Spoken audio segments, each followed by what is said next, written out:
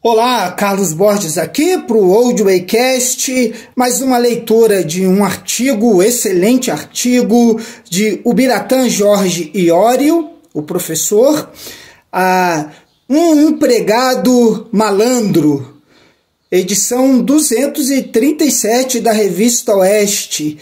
Um artigo excelente e vamos à leitura. Um empregado malandro. O Estado se transformou num peso para a sociedade, cobrando muito e entregando pouco. Ubiratã Jorge Iorio, Revista Oeste, edição 237. E ele começa o artigo com uma citação. O homem, por título algum, vive para o Estado.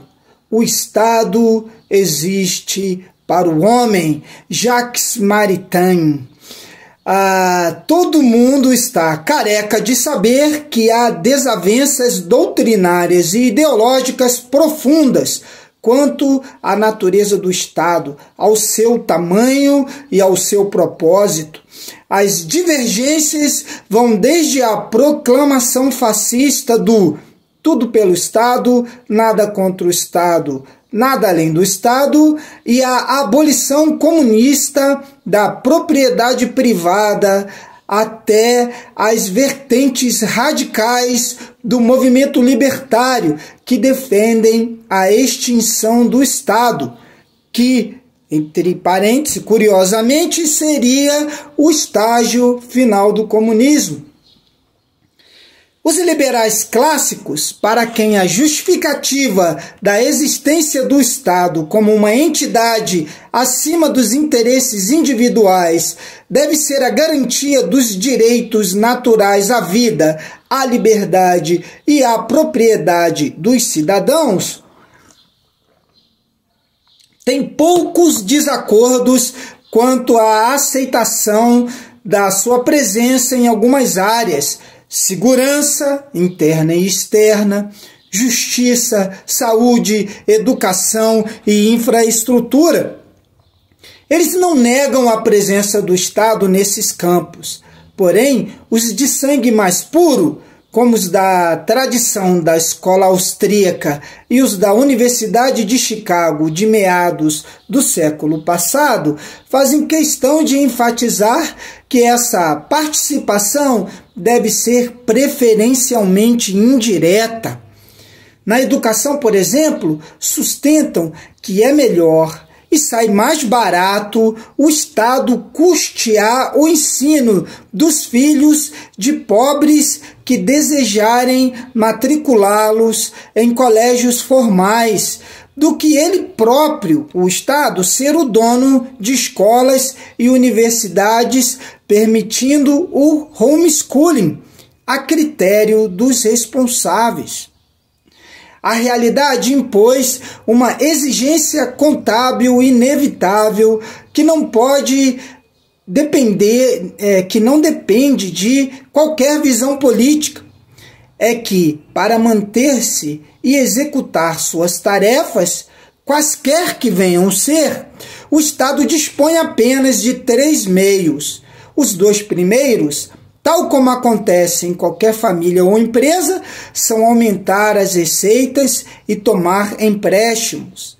E o terceiro, que lhe é exclusivo, por ser o detentor do monopólio legal, é a emissão de moeda. Quando abusa desses meios, as consequências são, respectivamente, mais impostos, maior endividamento e o aviltamento da moeda. Nos 3 casos, contudo, e que isso fique bem claro, quem paga são os cidadãos. As respostas não devem ter sido animadoras, não é mesmo? E o desalento, com a percepção incômoda de que estamos sendo lesados, só tende a aumentar quando nos lembramos de que, trabalhamos praticamente até a metade do ano para ficarmos quites com nossas obrigações tributárias. 2. A dívida bruta do governo geral, DBGG, que abrange o governo federal, o INSS e os governos estaduais e municipais está perto de 80% do PIB, cerca de 9 trilhões de reais de dívida pública, com viés de alta. 3. O déficit nominal atingiu 1 trilhão e 111 bilhões de reais no acumulado de 12 meses até agosto, conforme o Banco Central divulgou no início dessa semana. E 4. A taxa básica de juros brasileira é a segunda maior do mundo, perdendo apenas para a da Rússia, uma ditadura que está há 2 anos e meio em guerra. Ora, como o Estado foi criado para servir ao homem e não o oposto, a conclusão é óbvia. Se muito nos toma e nada nos dá, isso significa que é um péssimo empregado, do tipo que chega atrasado ao emprego, é preguiçoso, demora a voltar do almoço, é especialista em aplicar somebody lovers, falta e recorre a licenças médicas frequentemente e furta os chefes. E no Brasil distópico de hoje, esse funcionário relapso, além de todos esses defeitos, ainda tem o desplante de censurar os seus patrões e a pretensão de conduzir as suas vidas.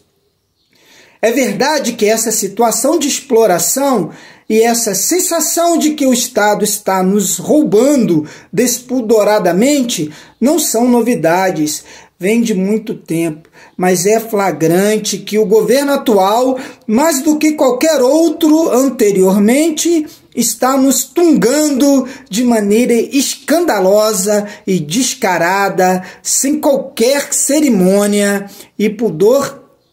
O fenômeno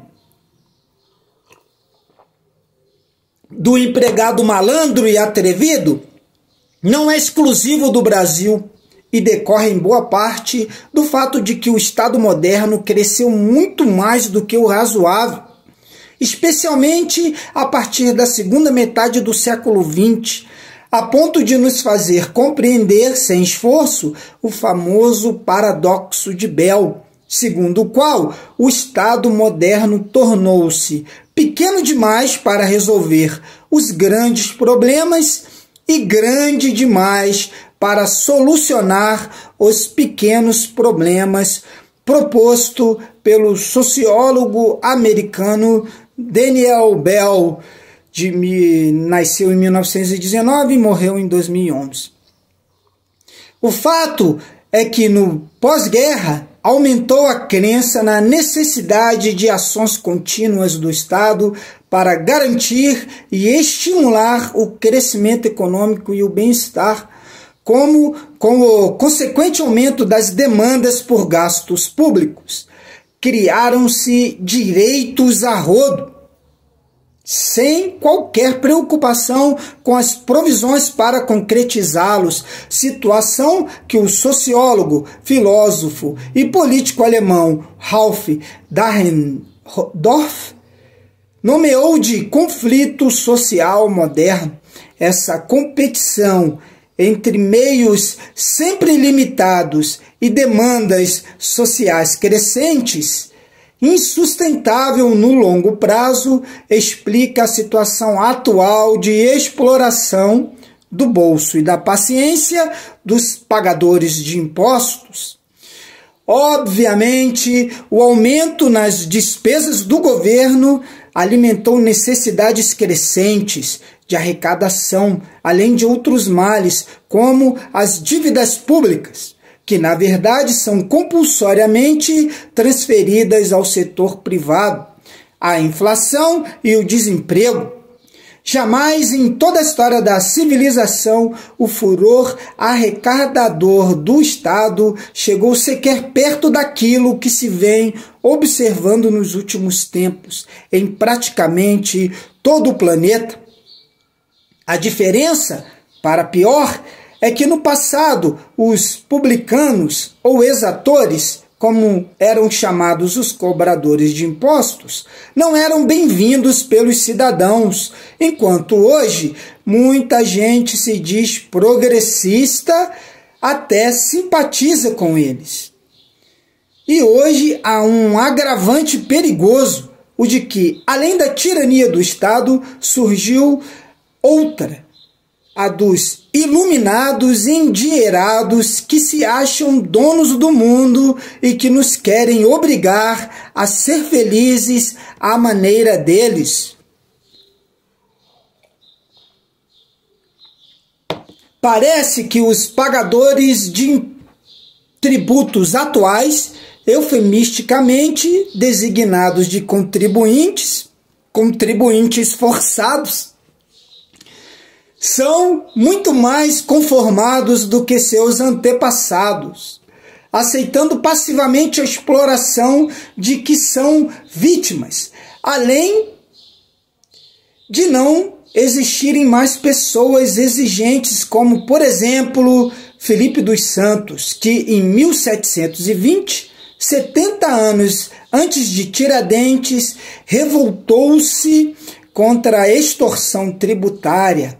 Muitos até acreditam, ingenuamente, inclusive alguns economistas, infelizmente, que ao pagarem seus impostos, taxas e contribuições, estão de alguma forma contribuindo para o bem comum, quando na verdade o recurso que lhes são subtraídos se destinam a aumentar o bem-estar dos políticos e manter estruturas de Estado gordurosas, ineficientes e invariavelmente corruptas.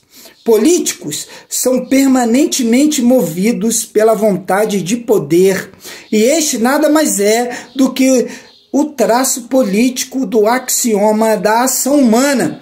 Por conseguinte, estudar o poder é estudar a ação dos entes políticos, que buscam sempre sua maior satisfação, que é precisamente a manutenção ou aplicação de seu poder, uma ação que requer meios extraídos dos pagadores compulsórios de tributos, da dívida do governo e do imposto inflacionário, ou seja, de nós.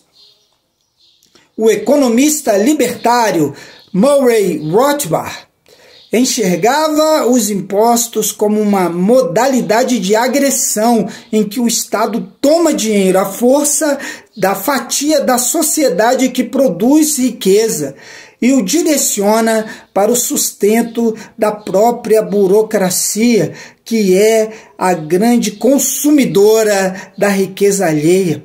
Imposto, para ele, é coerção, é roubo legalizado, é sugação de quem trabalha e produz. E isso parece mais do que evidente em um país como o Brasil, em que a carga tributária e toda a sua legislação são indecentes, incoerentes e insolentes. O ponto de Rothbard é que, dentre todas as pessoas e instituições da sociedade, apenas o Estado obtém seus rendimentos por meio da violência. A renda de todo o resto vem de doações voluntárias, associações, instituições de caridades, clubes, ou da venda de mercadorias e serviços adquiridos voluntariamente por consumidores. Se qualquer indivíduo começasse a taxar os demais, seria evidentemente acusado de coerção e de ser um miliciano, mas apenas os libertários chamam o imposto pelo seu nome de nascimento: roubo em grande escala, aberto, legalizado e organizado.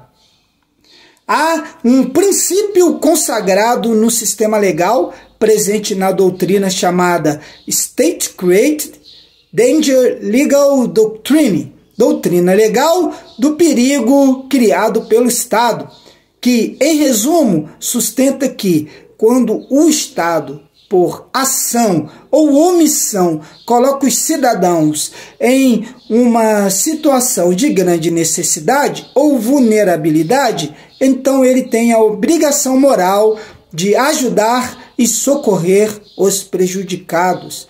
Se não fizer isso, estará sendo negligente. E se essa negligência levar as pessoas à morte ou à invalidez, o Estado deve ser acusado de estar cometendo um crime. Ou seja, se o governo faz ou deixa de fazer algo que coloca alguém em situação de perigo, ele tem a responsabilidade especial de garantir a segurança desse indivíduo. Se falhar, ele pode ser considerado responsável por qualquer dano físico ou prejuízo que venha a ocorrer. Isso se aplica claramente à proibição pelo governo do porte de armas, que é claramente imoral, pois se trata de uma medida que flagrante e diretamente viola o direito à autodefesa, até mesmo porque o governo não cumpre e nem tem como cumprir integralmente, pois é fisicamente impossível sua autodeclarada obrigação de garantir a segurança de todos os indivíduos em todo e qualquer lugar do país. Mas esse princípio não se restringe à segurança e também se aplica a toda e qualquer área em que o governo arvora para si a exclusividade de garantir determinado serviço ou obrigação, como nos casos da saúde, justiça, previdência, educação, transporte, infraestrutura e tantos outros. Estamos sendo explorados em vários sentidos. Além da extorsão econômica descrita, manifestada pela terrível combinação de tributação exorbitante e endividamento escorchante e juro galopante, há traços evidentes de que, política e juridicamente, não estamos vivendo na normalidade, mas em uma distopia que, em princípios, valores e instituições estão dando cambalhotas.